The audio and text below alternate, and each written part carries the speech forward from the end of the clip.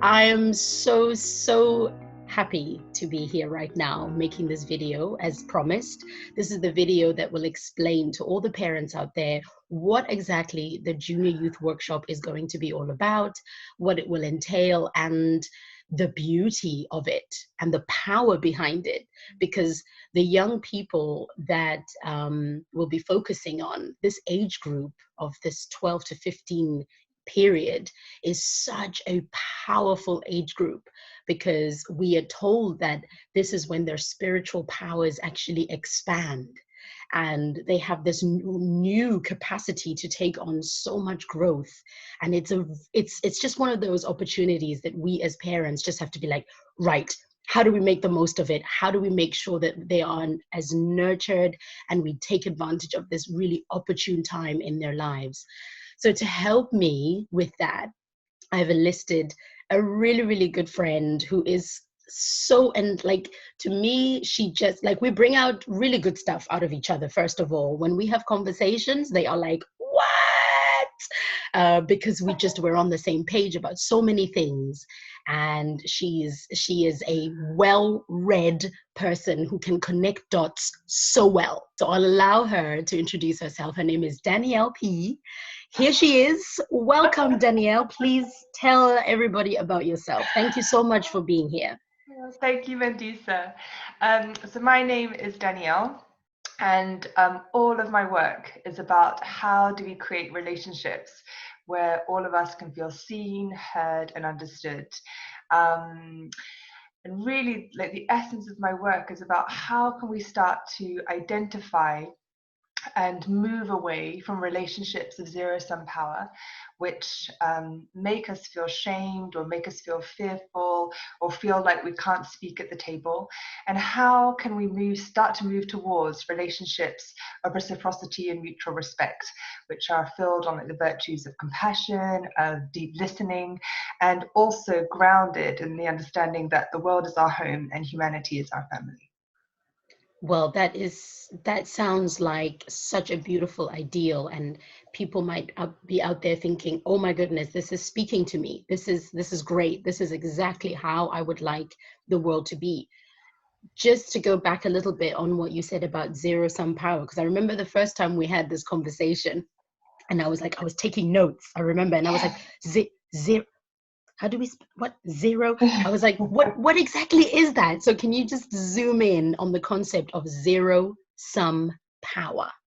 Yeah, so when we think about someone in society who is powerful, you might think of someone who like is a boss, or someone who has lots of money, or someone who's very competitive against others.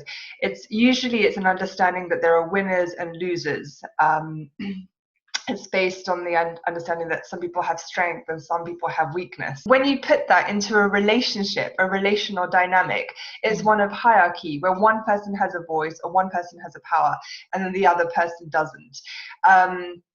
And so relationships that are based on zero-sum power really have a tendency to be violent, whether that's covert violence or overt violence. So overt violence might be kind of the extremes that we see in terms of domestic violence or physical abuse. But actually, relationships of zero-sum power are part of our everyday existence. Every time we feel minimized or dismissed, or our emotions are disapproved of, these are all forms of expressions of relationships of zero-sum power. Anything that makes us not feel seen, accepted, validated, and understood. Absolutely. And I feel like you and I were talking so much about our own experiences. And I bet there are so many people out there watching this who are like, oh my goodness, I can think of many instances, either in the workplace or in the home or just in a social setting, where you've tried to make yourselves heard and tried to make your feelings heard, and then the person who is supposedly the more powerful one in that dynamic will be like, no, you're imagining that, or no, it's, you're overreacting. And we've learned to be like, we're thick-skinned, we can deal with it, and it's kind of like that's just been our dealing mechanism, and we've just accepted it as the way things are, that some people are just a little bit more bully, like in the world, and we even prepare our children for it. We're like, well, some people out there when you grow up are going to be a little bit more bossy and they're going to bully you, so start preparing yourself. That's what we do. We say to our children, we need to prepare you for the big bad world. You need to thicken your skin so that when you encounter these people, this is how you deal with it. But never has there been a conversation about how to shift that entire paradigm. It is true that we do raise children to kind of protect themselves, to kind of to be in the world. But at the same time, we have to start to envision what it means to create a completely different world, because no one is benefiting in this system, not even those that are, using like these bullying techniques of zero-sum power. And I think, one of the things that we talked about previously in our discussions is when we start to see like the social body, recognize humanity like a social body, just like how we would recognize our own body. All the cells work in harmony together.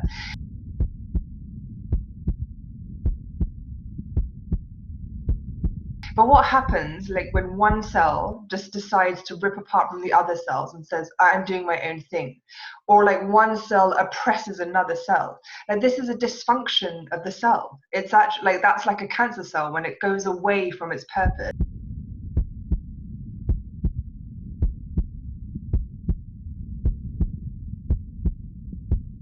And it doesn't work in reciprocity and cooperation with the rest of the body. And that's exactly what's happening in society today. That when we operate on relationships of zero-sum power, actually we're making the entire body sick. And no one benefits in that. Absolutely. That actually it shows itself in so many ways. It manifests in the horrible news stories we're hearing about racism, or the disparity between the wages that women get and men get.